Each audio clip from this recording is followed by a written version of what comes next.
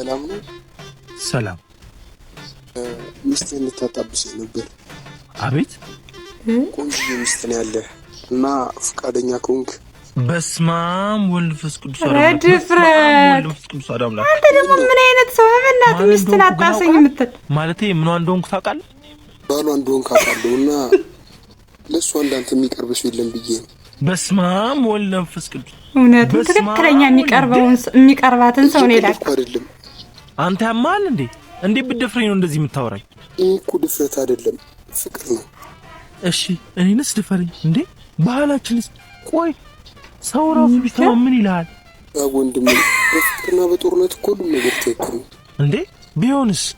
ኧረ ያንተ ድፍረት ደግሞ ይለያል። ምክንያቱም ተሰቃይተህ እንዳገኛት መገመት ስለማይከብደኝ እና ይሄን ደግሞ ይሄን ካወቅ ምን አርግ ነው የምትለው እንዴ?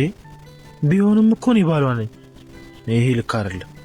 በፍቅርና በጦርነት ሁሉም ነገር ትክክል ነው ተባብሎ አንተ ራሱ ጥሩ ሰው ነህ በትዕግስት ማውራት። አረ ወንድሜ ቢያንስ አላሳዝንም? እሱማ በጣም ነው የምታሳዝነው። እና ደግሞ የፍቅር ምን እንደሆነ አውቃለሁ እኮ አግዘኛ። እሺ ምን ላግዝ? በቃ ወርታ አሳምንልኝ። እንደሱ እንኳን ማለት ጭራሽ እሱ ነው የሚያሳምንልህ። ባይሆን በቃ ስልኳን ልስጥ። አንተ ራሱ ሚስትን አትፈልጋትም ማለት ነው። 44 99 ራስ በለው ስልክ ቁጥሯን የምትሰጠው። አመሰግናለሁ። በቃ ይቅና። አሜን። ጸልይልኝ።